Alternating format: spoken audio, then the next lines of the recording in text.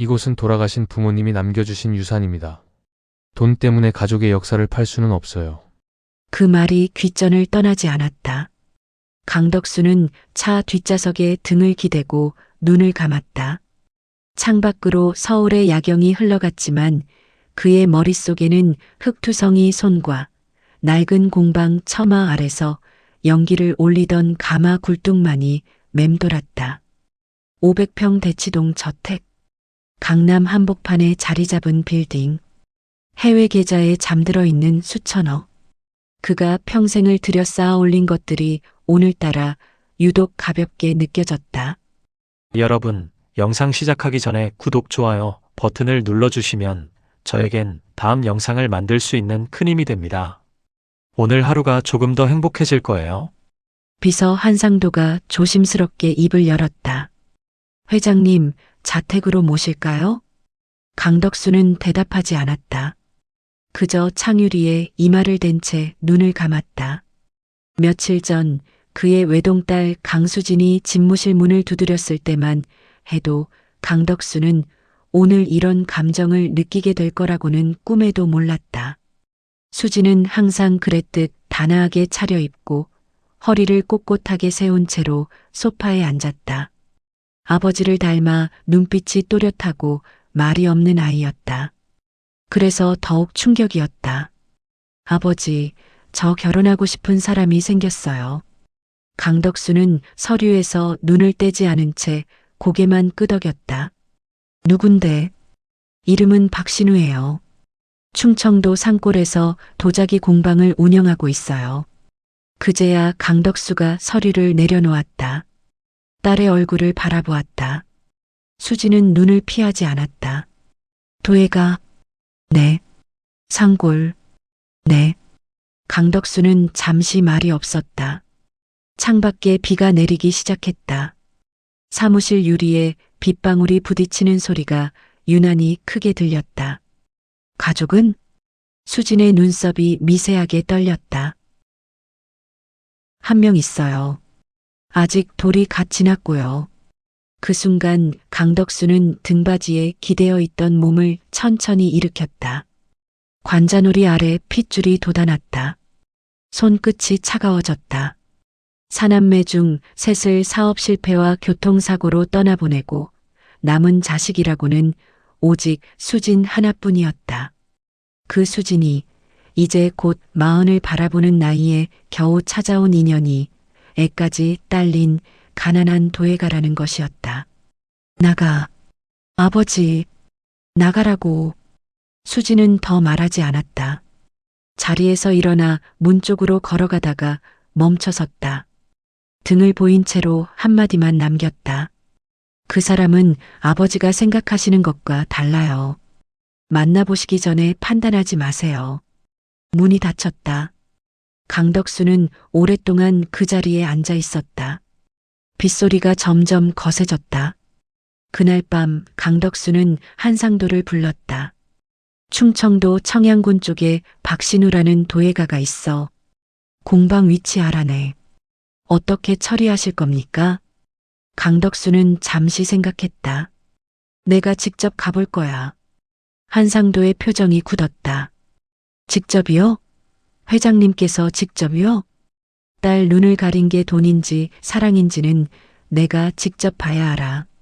그 녀석이 내 딸을 진짜로 사랑하는 건지 아니면 내 재산을 노리는 건지 그걸 가릴 수 있는 방법은 하나뿐이야. 그는 자리에서 일어나 옷장 쪽으로 걸어갔다. 내일 새벽에 출발할 거야. 그리고 나한테 필요한 건 제일 낡고 냄새나는 옷 한 벌이야.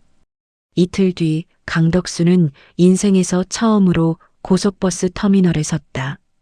손에는 낡은 비닐 봉투 하나, 몸에는 한상도가 어디선가 구해온 퀴퀴한 냄새가 배어있는 잿빛 점퍼와 헤어진 작업복 바지, 머리는 흰 수건으로 덮어 눌렀다. 거울로 자신을 확인하는 순간 강덕수는 스스로도 믿기지 않을 만큼 완벽한 행여 노인이 되어 있었다. 버스는 3시간을 달려 충청도 산골로 들어섰다.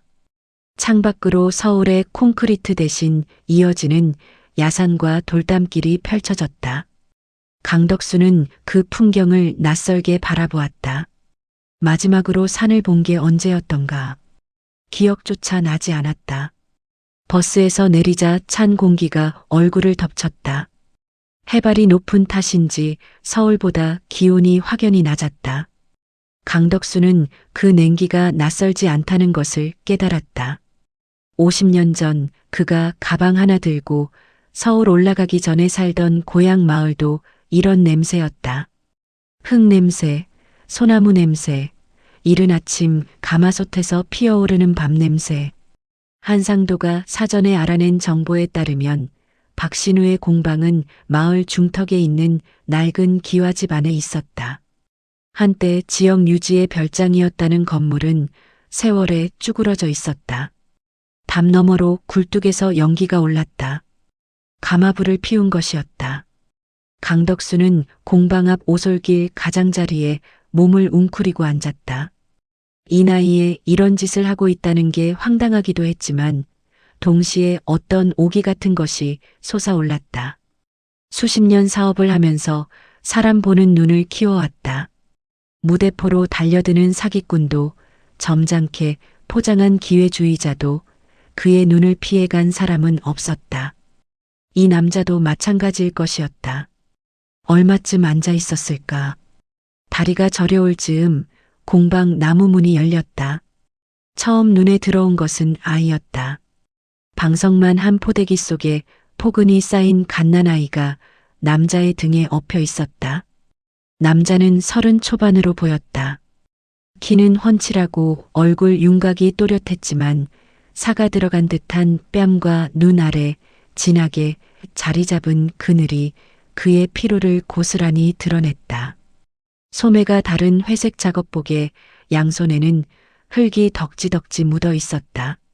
남자는 공방 마당에 놓인 물동이로 손을 씻다가 오솔길 가장자리에 웅크리고 있는 강덕수를 발견했다. 시선이 잠깐 마주쳤다. 강덕수는 재빨리 눈을 내리깔고 손을 떨어뜨리며 기침 소리를 냈다. 지병이 있는 노인처럼 공기가 매워서 힘겨워하는 것처럼. 남자의 발소리가 가까워졌다. 어르신. 낮고 조심스러운 목소리였다. 강덕수는 고개를 들지 않았다. 어르신, 괜찮으세요? 안색이 많이 안 좋으신데요. 강덕수는 천천히 고개를 들었다. 남자가 허리를 굽혀 그의 얼굴을 들여다보고 있었다. 눈빛이 맑았다. 경계심보다 걱정이 먼저 담긴 눈이었다. 날이 많이 차요, 어르신. 이런 데서 혼자 이러고 계시면 안 돼요. 안으로 들어오세요. 제가 드릴 건 없고 방금 쪄낸 감자랑 따뜻한 차 한 잔 드릴게요. 강덕수는 속으로 이를 갈았다. 연기다. 분명 수진이가 미리 귀띔해줬거나 아니면 날카로운 눈치로 나를 알아보고 잘 보이려는 속셈이거나. 이렇게 완벽하게 착한 척하는 인간이 세상에 어디 있단 말인가. 그러나 그의 계획대로 강덕수는 비틀거리는 노인처럼 남자의 손을 잡고 일어섰다. 흙이 묻은 손이었다. 거칠고 굽고 차가웠다. 그러나 손을 잡는 힘은 놀랍도록 조심스러웠다.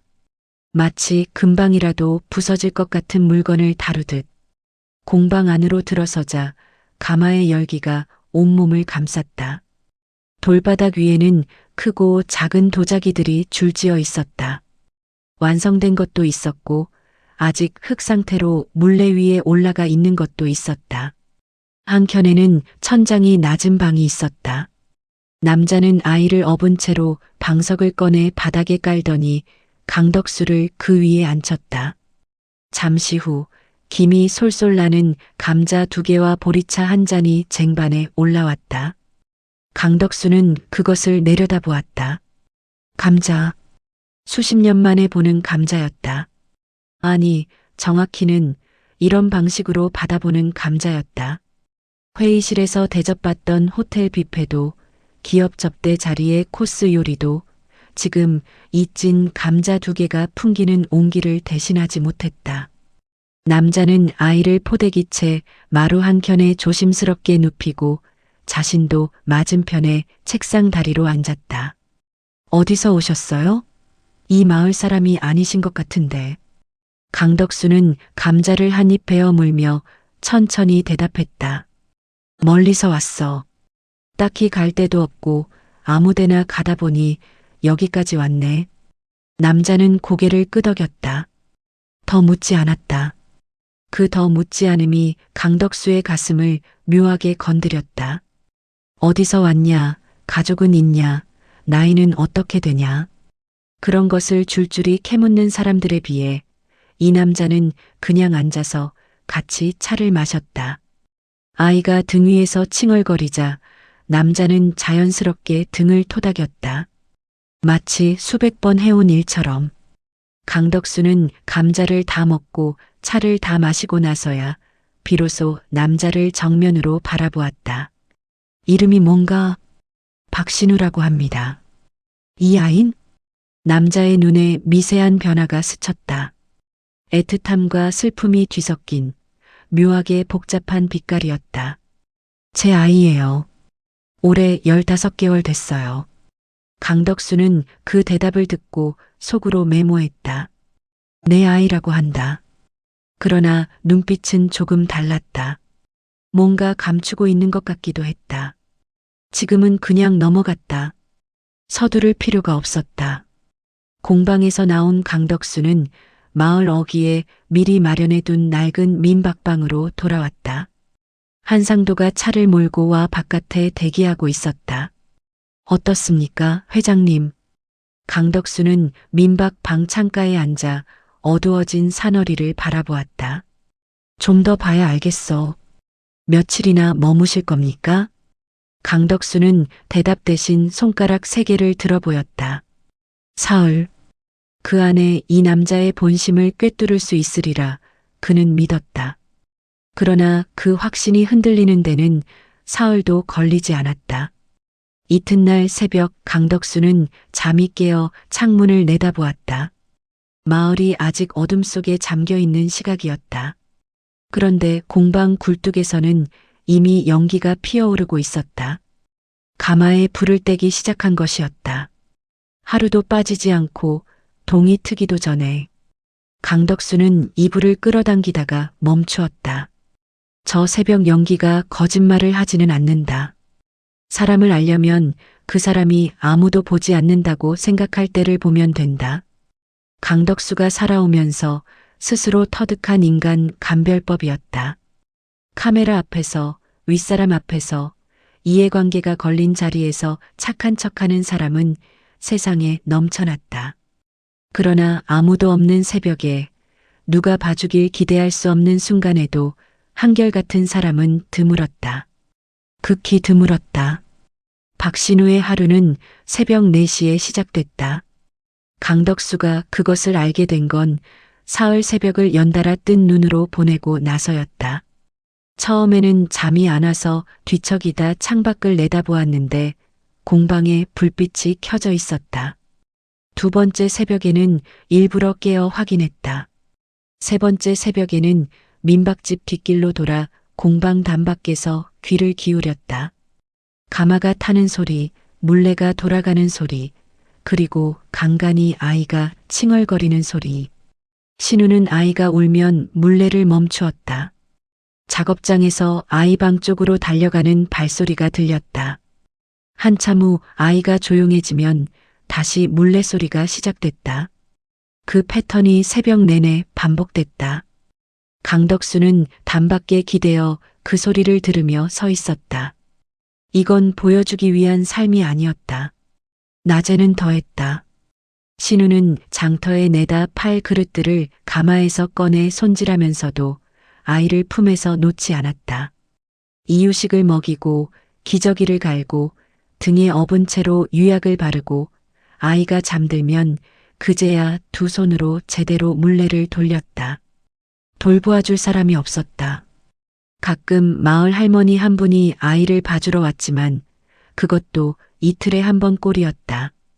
강덕수는 자신이 며칠간 공방 근처를 어슬렁거리는 것을 마을 사람들이 수상하게 여길 것 같아 일부러 동네 이발소에 들어가 앉기도 하고 마을 정자 아래서 노인들 틈에 끼기도 했다. 그 과정에서 자연스럽게 신우에 대한 이야기들을 주워 듣게 됐다. 신우 그 총각 참 대단해. 형이 사고로 죽고 형수마저 산후에 세상을 떠났잖아. 그 아이를 자기 아이라고 하면서 혼자 키우고 있잖아. 아니 형 자식인 거 알면서도 그렇게 키우는 게 어디 쉽냐. 빚도 다 떠안았지. 형 사업하다 진 빚이 수천이라던데. 그래도 공방은 안 판다 하더라. 부모 유산이라고. 이 춥고 가난한 산골에서 혼자 어린 조카 키우면서 도자기 굽고 있자녀. 강덕수는 정자 기둥에 등을 기댄 채 담배 한 대를 손에 쥐고 불도 붙이지 않은 채 그 이야기를 들었다. 그러니까 신우가 키우는 아이는 자신의 친자식이 아니었다. 죽은 형수의 아이, 즉 조카였다. 그 사실을 신우는 주변에 숨기고 있었다. 자신의 아이라 속이며 미움부를 자처하고 있었다. 이유는 하나였다. 조카가 자신 때문에 불이익을 받을까봐. 형이 남기고 간 아이가 세상에서 차별받지 않도록. 강덕수는 담배를 주머니 속에 구겨 넣었다. 속이는 것이었다. 분명 속이는 것이었다. 그러나 그 속임수의 방향이 철저하게 타인을 향하지 않고 오직 자신의 희생 쪽으로만 향해 있었다. 자신이 손해를 보기 위한 거짓말. 그런 거짓말을 강덕수는 살면서 본 적이 없었다. 그날 오후 강덕수는 다시 거지 노인 행색으로 공방 앞을 서성였다. 신우가 마당에서 그릇을 닦다가 고개를 들었다. 이틀 전 한 번 본 노인이 다시 나타난 것을 발견하고는 자연스럽게 손을 씻고 걸어 나왔다. 어르신, 또 오셨네요. 밥은 드셨어요? 강덕수는 대답 대신 마른 기침을 했다. 신우는 더 묻지 않고 그를 안으로 들였다. 이번에는 감자가 아니라 작은 돌솥 뚜껑을 열어 보리밥 한 그릇과 된장찌개를 내왔다. 반찬이라고는 깍두기 하나뿐이었다. 신우는 자신의 점심이기도 한 그 밥상을 거지 노인 앞에 내밀었다. 저는 괜찮아요. 어르신이 드세요. 강덕수는 그 밥을 바라보았다. 소박하기 이를 데 없는 밥상이었다. 그러나 된장찌개 냄새가 코를 찌르는 순간 뱃속 어딘가에서 무언가가 뒤집어졌다. 어린 시절 배고픈 날들이 가끔 돌아왔을 때의 냄새였다. 그는 숟가락을 들었다. 한술 뜨는 순간 눈이 뜨거워지려는 것을 가까스로 눌렀다. 밥을 먹는 동안 신우는 맞은편에 앉아 아이의 이유식을 떠먹이고 있었다. 아이가 입을 내밀고 손을 뻗고 칭얼거릴 때마다 신우의 표정이 달라졌다. 딱딱하게 굳어있던 얼굴이 부드러워졌다. 눈가에 주름이 생길 만큼 웃었다. 그 순간만큼은 세상에 아무 걱정도 없다는 얼굴이었다. 강덕수는 밥을 먹으면서 그 모습을 슬쩍슬쩍 훔쳐보았다. 식사가 끝나갈 즈음 신우의 낡은 휴대폰이 울렸다. 신우는 잠깐 화면을 확인하더니 밖으로 나갔다. 문이 반쯤 열린 채로 신우의 목소리가 들려왔다. 네, 제가 알고 있어요. 이달 말까지 못 드리면 어떻게 되는지도 알아요. 조금만 더 시간을 주시면 안 될까요? 장터 나가면 어느 정도 들어오거든요. 네, 알겠습니다. 통화가 끊어졌다. 잠시 후 신우가 다시 들어왔다. 표정을 다시 정돈하고 아무 일 없었다는 듯이. 강덕수는 된장찌개 한 숟가락을 입에 넣고 씹으며 아무것도 묻지 않았다. 빚톡촉 전화였다. 강덕수는 사전에 한상도를 통해 신우의 재정 상태를 파악해 두었다. 공방 부지는 담보로 잡혀 있었고 형이 남긴 빚이 수천만 원이었다. 매달 들어오는 수입은 장터 판매 대금과 가끔 들어오는 주문 제작 의뢰금이 전부였는데 대출 이자를 갚고 나면 남는 것이 거의 없었다. 그 남자가 며칠 뒤 받게 될 제안을 강덕수는 이미 설계해 두었다. 닷새째 되던 날 한상도가 골동품 수집가를 자처하는 브로커를 공방으로 보냈다. 빈티지 양복을 차려입은 50대 남자가 공방 문을 두드렸다. 강덕수는 공방 단밖에서 그 장면을 지켜보았다. 박신우 선생님이시죠? 저는 일본 쪽 골동품 수집가 분들과 연결되어 있는 최 과장이라고 합니다. 이 공방 부지를 포함해서 건물까지 매입하고 싶다는 의뢰가 들어와서요. 조건이 나쁘지 않습니다. 5억입니다. 신우는 팔을 팔짱 낀 채로 상대를 바라보았다. 잠시 침묵이 흘렀다. 5억이요? 네. 시세보다 높은 금액입니다. 부지와 건물 모두 포함해서요. 신우는 아무 말하지 않았다. 단밖에서 지켜보는 강덕수는 자신도 모르게 숨을 참았다. 신우는 가만히 공방 기와 지붕을 올려다보았다. 처마 끝에 달린 작은 풍경이 바람에 소리를 냈다. 신우의 눈이 잠깐 흔들렸다. 5억이라는 숫자가 지금 이 남자에게 어떤 의미인지 강덕수는 잘 알고 있었다. 빚을 다 갚고도 남는다. 아이 양육비를 몇 년치는 확보할 수 있다. 서울 어딘가에 작은 전세방 하나를 얻을 수도 있다. 그러나 신우의 입에서 나온 말은 달랐다. 죄송한데요, 생각할 게 없어요. 이곳은 팔 수 없어요. 선생님, 5억이에요. 부지 시세의 거의 2배입니다. 빚이 있으시다는 얘기도 들었는데요. 신우는 고개를 저었다. 이곳은 돌아가신 부모님이 남겨주신 유산이고 제 동생이 흙 냄새를 맡으며 자랄 유일한 터전입니다. 돈 때문에 가족의 역사를 팔 수는 없어요. 얼마를 더 얹어주셔도 마찬가지예요. 브로커가 한두 마디 더 시도하다가 결국 발길을 돌렸다. 단밖에서 그 대화를 처음부터 끝까지 들은 강덕수는 한동안 움직이지 못했다. 그날 저녁 민박방으로 돌아온 강덕수는 한상도에게 전화했다. 신우 그 자식 5억을 거절했어. 한상도 쪽에서 잠시 침묵이 흘렀다. 거절했다고요? 응. 또 침묵. 강덕수는 창밖의 공방 굴뚝을 바라보았다. 어둠 속에서도 연기는 올라오고 있었다. 한 과장. 네, 회장님. 내가 그동안 잘못 생각하고 있었던 것 같아. 무엇을 말씀하시는 건지요? 강덕수는 대답하지 않았다. 전화를 끊고 나서 오랫동안 연기를 바라보았다. 새벽 가마불처럼 지치지 않고 타오르는 저 연기를. 그것이 속임수일 수 없다는 것을 이제는 알았다. 그러나 아직 강덕수는 마음을 내려놓지 않았다. 자신이 확인해야 할 것이 하나 더 남아 있었다. 가장 중요한 것. 이 남자가 수진을 어떻게 생각하고 있는가? 사랑인가, 기회인가? 그것을 알아야 했다. 마지막 날이었다. 강덕수는 민박방 창가에 앉아 오랫동안 산을 바라보았다. 가을이 지나고 있었다. 단풍이 절정을 지나 낙엽으로 쏟아지는 중이었다. 오솔길에 낙엽이 쌓이고 그 위로 아침서리가 하얗게 내렸다.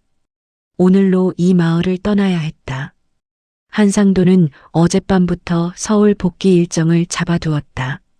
회사에 처리해야 할 일이 산적해 있었고 수진도 연락이 없는 아버지를 걱정하고 있을 터였다.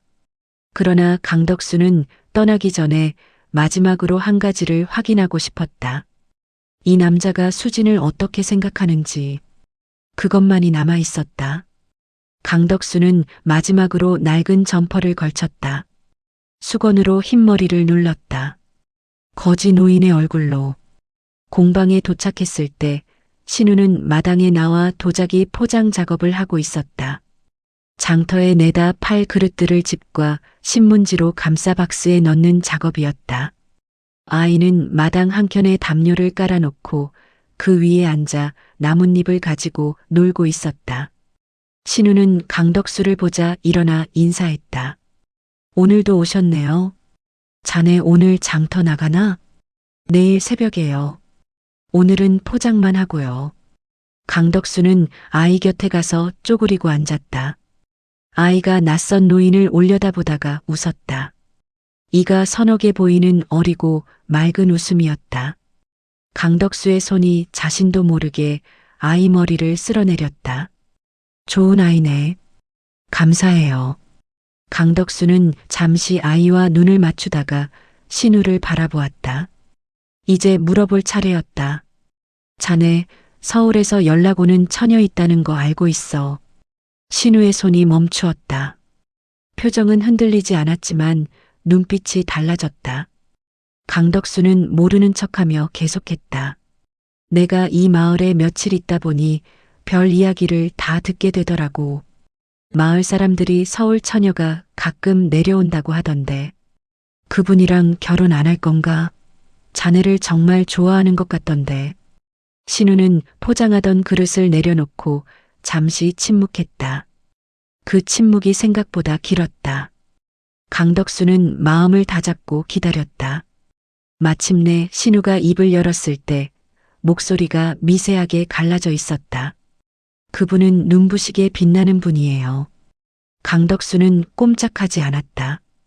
처음 뵀을 때부터 그랬어요. 그냥 밝은 게 아니라 있는 것만으로도 주변이 달라지는 분이에요. 제가 평생 만들어 온 도자기 중에 다랑아리를 제일 좋아하는데 그분이 딱 그런 분이에요. 꾸미지 않아도 환하고 가만히 있어도 품이 있어요. 신우는 마당을 내다보며 말을 이었다. 그래서 더 안 되는 거예요. 무슨 말인가? 저 같은 놈이 그분의 앞길을 막으면 안 되죠. 아이까지 딸린 가난한 도예가라는 꼬리표를 그분에게 달아줄 수는 없어요. 그분이 마땅히 누려야 할 것들, 환한 곳에서 사는 삶, 좋은 사람들 사이에서 당당하게 걷는 것들, 그런 것들을 제 곁에 있으면 포기해야 하잖아요. 강덕수의 눈이 뜨거워졌다. 이를 악물었다. 신우의 목소리가 더 낮아졌다. 제가 이별을 준비하고 있는 것도 그분이 아마 눈치채셨을 거예요. 저 솔직하지 못한 사람이 아니거든요. 그냥 타이밍을 못 잡고 있을 뿐이에요. 연락이 올 때마다 받지 말아야지 하면서도 목소리 들으면 또 받게 되고. 신우는 쓴웃음을 지었다. 이런 얘기를 어르신한테 왜 하는지 모르겠네요. 그냥 들어줄 사람이 없어서. 강덕수는 눈시울이 타오르는 것을 느꼈다. 평생 그는 울지 않았다. 사업이 망해도 형제가 죽어도. 그러나 지금 이 낡은 공방 마당에서 사랑하는 사람을 스스로 보내기 위해 혼자 이별을 준비하고 있는 30 초반 사내의 목소리를 듣는 순간 무언가가 가슴 안에서 무너지는 것을 느꼈다. 강덕수는 자신이 평생 돈으로 사람을 계량해 온 사람이라는 것을 알고 있었다. 재산이 얼마냐, 배경이 어디냐, 집안이 어떠냐. 그것으로 사람을 잘랐다. 수진이 결혼하겠다는 남자가 나타났을 때도 맨 처음 한 생각이 이 남자가 내 재산을 노리는 거냐 아니냐였다. 사랑이 있는지 없는지를 먼저 생각하지 않았다. 그런데 지금 눈앞에 있는 이 남자는 내 재산 때문이 아니라 그 반대 이유로 수진을 포기하려 하고 있었다. 자신의 가난이 수진에게 짐이 될까봐. 자신의 현실이 수진의 빛을 가릴까봐. 강덕수는 흔들리는 눈을 감았다. 코끝이 시큰해졌다. 가까스로 목소리를 다잡고 말했다. 자네, 그 처녀도 자네를 좋아하는 것 같지 않나? 알아요. 그러면 왜? 알기 때문에 더 그런 거예요. 그분이 그냥 잊어버릴 수 있는 분이면 차라리 편할 텐데. 저를 좋아하는 만큼 저 때문에 포기해야 할 것들이 더 많아지잖아요. 강덕수는 더 이상 말을 잇지 못했다. 마당에서 아이가 제잘거리는 소리가 났다. 나뭇잎 하나를 손에 들고 바람에 흔들리는 것을 쳐다보며 웃고 있었다. 신우가 그쪽을 바라보는 눈에 가득 차오르는 것이 있었다. 강덕수는 그 눈을 똑바로 보았다. 저 눈이 거짓말을 할 수 없다. 이 남자가 아이를 바라보는 눈도 수진을 이야기할 때의 눈도 한결같이 같은 눈이었다. 사랑을 담고 있으면서도 동시에 사랑 때문에 물러서는 눈. 강덕수는 자리에서 일어나며 노인 특유의 천천한 동작으로 다리를 폈다. 신우가 손을 내밀었다. 일어나시겠어요? 강덕수는 그 손을 잡지 않았다. 그 대신 흙 묻은 신우의 손 위에 자신의 주름지고 굳은 손을 포겠다. 잠시 그렇게 있었다. 신우가 어리둥절한 표정으로 강덕수를 바라보았다. 강덕수는 말이 없었다. 그냥 그 손을 오래 잡고 있었다. 자네 고생 많네. 목소리가 갈라졌다. 어쩔 수 없었다. 신우는 그 말의 무게를 모르는 채로 그저 수줍게 웃었다. 살다 보면 다 괜찮아지겠죠. 강덕수는 손을 놓고 돌아섰다. 뒤를 보이며 걸었다. 눈물이 흘렀다. 보일 수 없었다. 오솔길 낙엽을 밟으며 걸으면서 강덕수는 처음으로 자신이 가장 부끄러운 인간이라는 것을 알았다. 돈으로 모든 것을 재단해온 사람. 그것으로 성공이라고 불러온 살.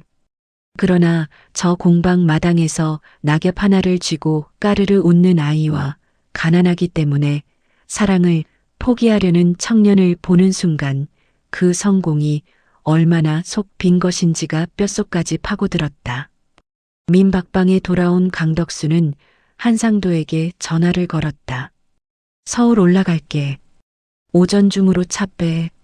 알겠습니다. 회장님, 어떻게 되셨습니까? 강덕수는 잠시 침묵했다. 내가 졌어. 한상도가 당황한 것이 수화기 너머로 전해졌다. 저 회장님? 그 사람한테 졌다고. 그리고 전화를 끊었다. 서울로 돌아온 강덕수는 열흘을 알아누웠다. 산골의 차가운 공기가 오래된 관절염을 건드린 것도 있었지만 더 깊은 이유는 몸이 아니라 다른 곳에 있었다. 밤마다 눈을 감으면 신우의 목소리가 귓속에서 울렸다. 저 같은 놈이 그분의 앞길을 막으면 안 되죠. 그 말이 사라지지 않았다. 가슴을 틀어쥐고 놓지 않았다. 강덕수는 알아누운 사흘째 되던 날 비서 한상도를 침실로 불렀다. 신우 그 사람 요즘 어때? 확인해 보겠습니다. 이틀 뒤 한상도가 가져온 보고는 간단했다. 박신우는 이별을 통보했다. 수진에게 직접 문자 한 통을 남긴 것이었다. 길지 않은 문자였다. 잘 지내라, 행복하라, 만남이 아름다웠다는 내용이었다고 했다. 수진은 아무 답장을 하지 않았다고 했다. 대신 그날 이후 수진이 아버지 집에 들르지 않았다. 강덕수는 그 보고를 듣고 천장을 바라보았다. 오랫동안 수진이는? 따님은 자택에 계십니다. 출근은 하시는데 외부 일정은 다 취소하셨다고 합니다. 강덕수는 이불을 걷어치우고 몸을 일으켰다. 한상도가 말렸다. 아직 몸이 안 좋으신 것 같은데요. 안 좋아도 할 일이 있어. 강덕수는 양복을 꺼내 입었다. 마지막으로 저고리 단추를 여미면서 거울을 바라보았다. 산골에서 거지 행색을 하던 자신의 얼굴이 떠올랐다. 그리고 흙 묻은 신우의 손이. 강덕수는 수진의 아파트로 가지 않았다. 그 전에 먼저 딴 곳을 들렀다. 한상도를 데리고 찾아간 곳은 서울 인사동 끝자락에 있는 작은 공예 갤러리였다. 며칠 전 한상도가 국내 미술시장 관련 자료를 훑다가 우연히 발견한 정보였다. 신우의 도자기 몇 점이 서울 갤러리에 위탁되어 있다는 것이었다. 공방 부지를 팔지 않기 위해 판로를 넓히려던 흔적이었다. 갤러리 안은 조용했다. 강덕수는 전시장을 천천히 걸었다. 그리고 한 코너에서 멈추었다. 다랑알이었다. 어른 팔뚝 2개는 좋게 될 크기의 백자 항아리가 낮은 좌대 위에 올려져 있었다. 완벽한 원이 아니었다.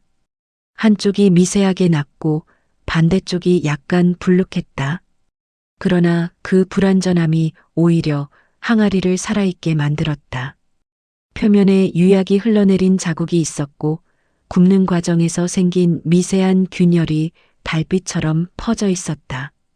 그것들이 전부 흠이 아니라 흔적으로 보였다. 강덕수는 오랫동안 그 앞에 서 있었다. 갤러리 직원이 다가왔다. 마음에 드세요? 박신우 작가 작품인데요. 최근에 일본 컬렉터 쪽에서 연락이 몇 차례 왔어요. 해외에서 먼저 알아보더라고요. 강덕수는 고개를 돌리지 않은 채 물었다. 얼마요? 이 작품은 400만 원으로 책정되어 있는데요. 사실 이 작가 작품이 최근 가격이 오르고 있어요. 내년에 일본 도자기 페어에 초청받았다는 얘기도 있고요. 강덕수는 잠시 침묵했다. 다 주시오. 네. 여기 이 작가 거 전부 다. 직원이 어리둥절한 표정을 지었다. 전부요? 지금 6점이 있는데요. 전부 다 주시오. 강덕수는 그 길로 한상도에게 지시를 내렸다. 박신우의 도자기를 유통하는 모든 국내 경로를 파악할 것. 그리고 신우의 작품이 해외로 나갈 수 있는 루트를 알아볼 것. 단 어떤 상황에서도 자신의 이름이 개입되었다는 사실이 신우에게 알려지면 안 된다. 그것이 강덕수식의 사과였다. 말로 하는 사과가 아니라 일로 갚는 것. 일은 예상보다 빠르게 진행됐다. 한상도가 오랫동안 쌓아온 인맥과 강덕수의 자본이 결합되자 신우의 다랑아리는 일본을 시작으로 유럽의 도자기 컬렉터들 사이에 조용히 알려지기 시작했다. 일본의 한 도예 전문 잡지가 박신우를 짧게 다룬 것이 시작이었다. 그 기사가 유럽 도예 커뮤니티에 퍼지면서 프랑스와 독일의 컬렉터 2명이 직접 작가 측에 연락을 취했다. 강덕수는 그 과정을 멀리서 지켜보았다. 직접 나서지 않았다. 신우가 자신의 힘으로 올라가는 것처럼 보이도록. 그것이 중요했다. 그 무렵 강덕수는 오래 미루어온 일을 했다. 수진의 아파트를 찾아갔다. 딸은 문을 열어주었다. 아무 말 없이 강덕수가 안으로 들어서자 수진은 주방에서 차를 끓였다. 아버지 앞에 차 한 잔을 놓고 맞은편에 앉았다. 두 사람 사이에 한동안 말이 없었다. 강덕수가 먼저 입을 열었다. 그 사람 봤다. 수진의 눈이 미세하게 흔들렸다. 하지만 묻지 않았다. 직접 가서 며칠 지켜봤어. 언제요? 지난달에. 수진의 입술이 달싹였다가 닫혔다. 강덕수는 차 잔을 두 손으로 감쌌다. 신우가 따뜻한 차 한 잔을 내밀던 그 공방 방이 떠올랐다. 내가 잘못 봤어, 수진아. 수진이 아버지를 바라보았다. 강덕수는 딸의 눈을 피하지 않았다. 이 나이에 딸에게 이 말을 하는 것이 쉽지 않았다. 그러나 해야 했다. 그 사람은 내가 생각하는 그런 사람이 아니었어. 애비가 틀렸어. 수진의 눈에 눈물이 차오르기 시작했다. 근데 아버지, 그 사람이 이미 연락을 끊었어요. 알고 있어. 제가 연락해도 받지 않아요. 그것도 알아. 강덕수는 자리에서 일어났다. 내가 할게. 수진이 고개를 들었다. 아버지가요? 그래. 내가 엉켜놓은 거니까 내가 풀어야지.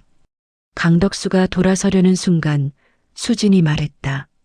아버지, 그 사람한테 가실 거면요. 강덕수가 멈추었다. 제발 이번엔 그 사람 눈 똑바로 보고 가세요. 낡은 옷 말고요. 강덕수는 뒤를 돌아보지 않았다. 그러나 입꼬리가 미세하게 올라갔다. 딸은 알고 있었던 것이다. 처음부터. 그날 밤 강덕수는 오랫동안 책상 앞에 앉아 있었다. 서류도 읽지 않았고 전화도 받지 않았다. 그냥 앉아서 생각했다. 이 남자를 어떻게 설득할 것인가. 돈으로는 안 된다. 이미 5억도 거절한 사람이었다. 권위로도 안 된다. 그런 것에 굴하는 사람이 아니었다. 그렇다면 하나만 남는다. 진심. 강덕수는 평생 진심이라는 것을 비즈니스 테이블 바깥에서 써본 적이 없었다. 늘 계산이 먼저였고 전략이 먼저였다. 그러나 지금은 전략이 통하지 않는 사람 앞에 맨손으로 서야 했다. 한편 신우의 다랑아리가 해외에서 반응을 얻기 시작하면서 예상치 못한 흐름이 생겨났다.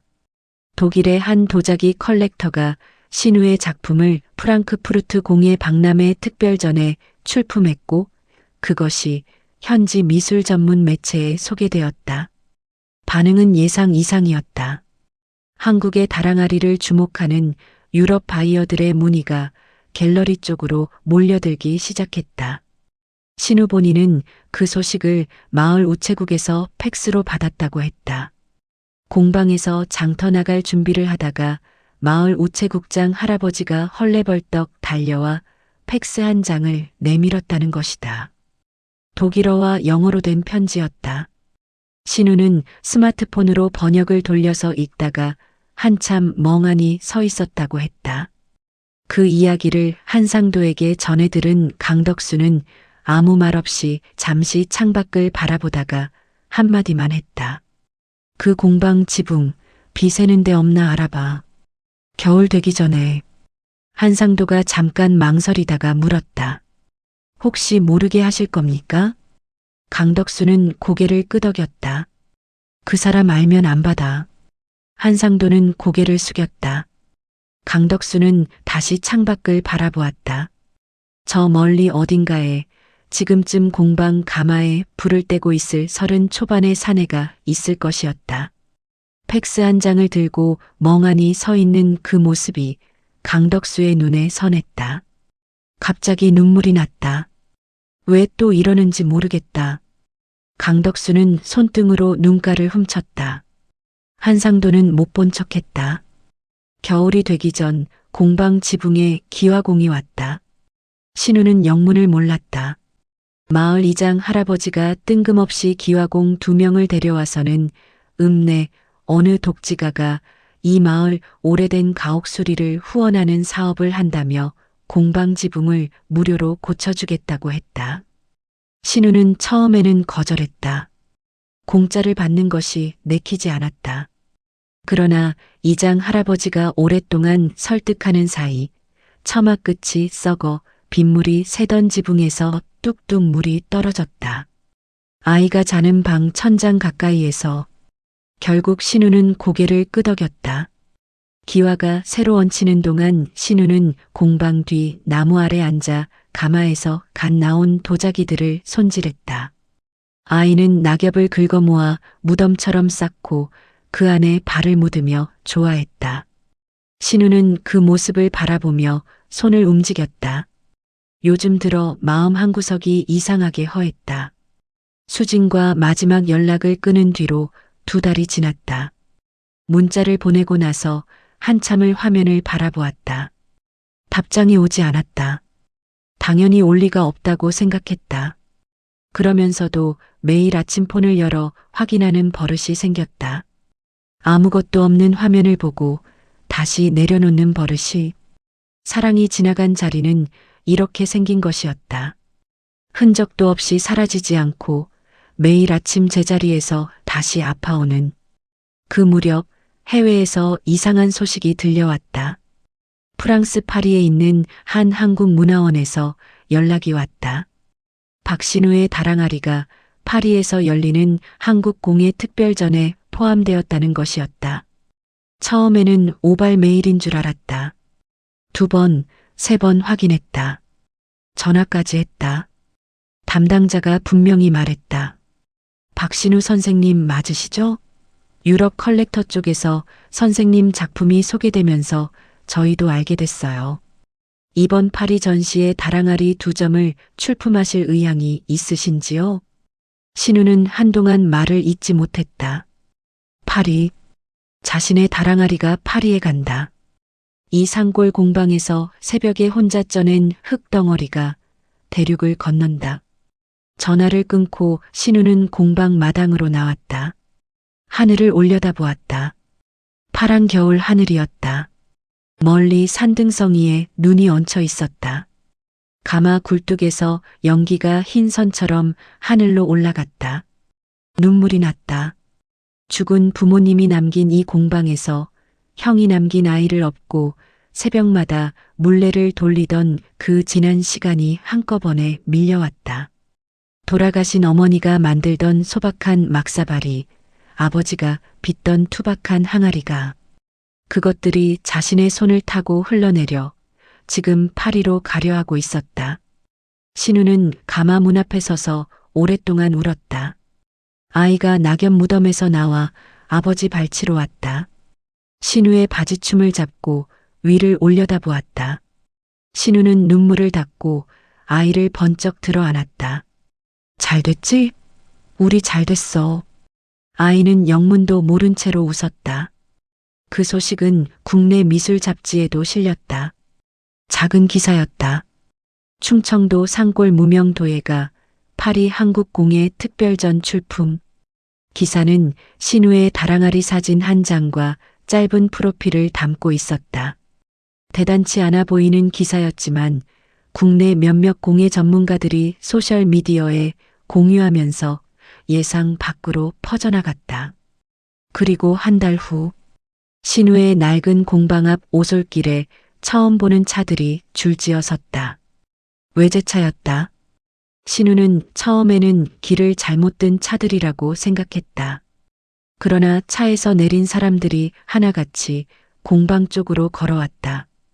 독일어를 쓰는 사람, 영어를 쓰는 사람, 일본어를 쓰는 사람, 번역 앱을 켠 채로 어색한 한국어를 하는 사람도 있었다. 박신우 씨가 이 공방 작가님 맞으십니까? 유럽 바이어들이었다. 파리 전시를 보고 직접 찾아온 사람들이었다. 한 독일 바이어는 다랑아리 10점을 선주문하고 싶다고 했다. 일본 갤러리 대표는 내년 교토 전시의 메인 작가로 초대하고 싶다고 했다.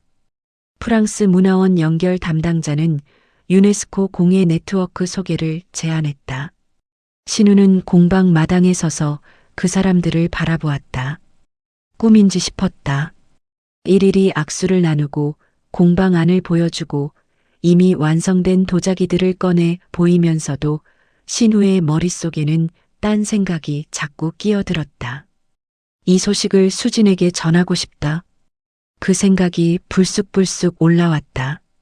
지금 이 순간을 함께 나누고 싶은 사람이 있다는 것이 이미 포기했다고 생각했는데도 여전히 거기 있었다. 바이어들이 다 돌아간 저녁, 신우는 아이를 재우고 공방 마당에 홀로 앉아 하늘을 올려다보았다. 겨울별이 선명했다. 이 마당에서 어린 시절 아버지와 같이 별을 보던 기억이 올라왔다. 어머니가 나와 핫초코를 내밀던 기억이, 형이 자전거를 타고 마당을 돌던 기억이 다 떠나버렸다. 그러나 이 마당은 남아 있었다. 그리고 자신도. 그때 오솔길 너머에서 차 소리가 들렸다. 바이어들이 다 돌아간 이후라 이상했다. 신우는 몸을 일으켰다. 차 한 대가 공방 앞에 멈추었다. 차 문이 열리더니 먼저 내린 것은 젊은 남자였다. 정장을 입은 비서처럼 보였다. 그 뒤로 천천히 내린 사람이 있었다. 흰머리, 단단한 체격, 고급 정장. 신우는 그 사람을 바라보았다. 낯이 익었다. 어디선가 본 것 같은 얼굴이었다. 그러나 이 정장 차림과 이 세단과 이 존재감은 전혀 낯설었다. 남자가 천천히 걸어왔다. 조명이 없는 오솔길에서 남자의 얼굴이 점점 가까워졌다. 신우의 눈이 느리게 커졌다. 어르신. 그 낡은 점퍼를 입고 흰 수건을 머리에 두르고 오솔길 가장자리에 웅크리고 앉아있던 노인. 신우는 한동안 말을 잇지 못했다. 남자가 공방 입구 바로 앞에서 멈추었다. 두 사람이 마주 보았다. 달빛이 내려앉은 마당에서 신우의 눈이 흔들렸다. 남자의 눈에서 무언가가 빠져나오려는 것이 보였다. 남자가 먼저 입을 열었다. 나 강수진이 애비 되는 사람일세. 공방 마당에 침묵이 내렸다. 신우의 입술이 떼어졌다가 다시 닫혔다. 2번, 3번. 감자랑 차 드셨던. 그래. 거지 행색으로 오셨던. 그래. 신우는 손으로 입을 가렸다. 무너지려는 것을 막으려는 듯이. 하지만 소용없었다. 눈물이 눈 밖으로 빠져나왔다. 신우는 고개를 돌렸다. 강덕수는 그 앞에 섰다. 그리고 천천히 허리를 굽혔다. 미안하이. 신우가 고개를 들었다. 자네를 의심했어. 처음부터 끝까지. 내 딸의 돈에 눈이 가렸는지, 자네가 내 재산을 보고 다가온 건지, 그것만 생각했어. 진심 같은 건 볼 생각을 못했어. 강덕수의 목소리가 갈라졌다. 거지 노인한테 감자 내밀던 그 마음이, 5억 제안을 거절하던 그 말이, 사랑하기 때문에 스스로 이별을 준비하던 그 사람이 내 딸이 선택한 사람이야. 내가 한참 늦게 알았어. 신우는 눈물을 닦지 않은 채로 강덕수를 바라보았다. 강덕수는 몸을 일으켰다. 그리고 손을 내밀었다. 정장 소매 안에서 나온 주름지고 굳은 손이었다. 자네, 내 딸을 위해 그릇을 굽지 말고 이제 우리 가족을 위해 마음을 빚어주게. 자네는 이미 세상에서 가장 비싼 다랑아리를 마음속에 완성했네. 신우는 그 손을 바라보았다. 오래. 그리고 두 손으로 감쌌다. 흙이 묻은 손으로. 그 순간 뒤에서 차 문 열리는 소리가 났다. 신우가 고개를 들었다.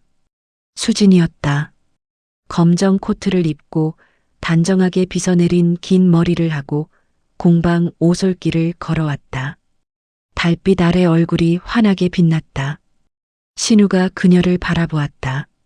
다랑아리처럼 꾸미지 않아도 환하고 가만히 있어도 품이 있는. 수진이 멈추었다. 공방 입구 바로 앞에서 신우를 바라보았다. 아무 말 없이. 신우가 먼저 입을 열었다. 제가 겁쟁이였어요. 수진은 고개를 저었다. 나도 제대로 싸우지 않았어요. 강덕수는 두 사람 사이에서 한 발 뒤로 물러섰다. 한상도도 조용히 차 쪽으로 이동했다. 공방 마당에 세 사람이 남았다. 아니, 네 사람. 방 안에서 잠든 아이가 있었다. 강덕수는 공방 안을 들여다보았다. 물레가 있고 가마가 있고 다랑아리들이 줄지어 있는 그 공간. 그리고 아이가 잠든 방.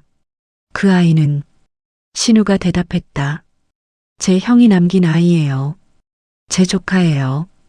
강덕수는 그 말을 들으면서 고개를 끄덕였다. 이미 알고 있었다. 그러나 이렇게 직접 듣는 것은 달랐다. 그 아이도 이제 내 손주야. 신우의 눈이 다시 붉어졌다. 강덕수는 이번에는 눈물을 닦지 않았다. 흘러도 됐다. 달빛 아래 공방 마당이 조용했다.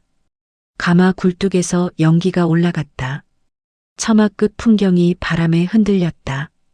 그 뒤로 세상은 박신우라는 이름을 하나씩 알아갔다. 파리 전시는 성공이었다. 다랑아리 2점은 전시 첫날 컬렉터에게 팔렸다. 전시가 끝나자마자 유럽의 세계 갤러리에서 개인전 제안이 왔다. 일본 NHK 다큐멘터리 팀이 충청도 공방을 찾아왔다. 한국 방송에서도 연락이 왔다. 신우는 모든 인터뷰에서 같은 말을 했다. 이 공방은 제 부모님이 남겨주신 거예요. 저는 그분들이 남긴 흙으로 계속 빚는 것뿐이에요. 강덕수는 그 방송을 자택에서 봤다. 화면 속 신우는 물레 앞에 앉아 다랑아리를 빚고 있었다. 등에는 아이가 엎여 있었다. 예전처럼 달라진 건 공방 지붕이 새 기와로 바뀐 것이었다. 그리고 마당 한켠에 수진이 작은 의자를 놓고 앉아 아이가 잠들면 받아 안고 있었다. 강덕수는 화면을 보다가 리모컨을 내려놓았다. 한상도가 옆에서 조용히 물었다. 기분이 어떠십니까, 회장님? 강덕수는 잠시 생각했다. 가볍다. 네. 이상하게 가벼워. 평생 수많은 재산을 쌓아왔는데 오늘 이 방송 하나를 보는 것이 그 어떤 계약보다 가볍고 좋았다. 무겁게 짓누르던 것이 내려간 것 같았다. 이름 붙이기 어려운 가벼움이었다. 강덕수는 그 가벼움 속에서 오랫동안 잊고 있던 무언가를 다시 들여다보았다.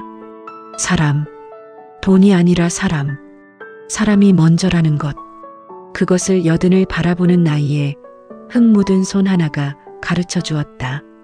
이듬해 봄 강덕수는 자신의 재단을 통해 지역 공예 후계자 육성 사업을 시작했다.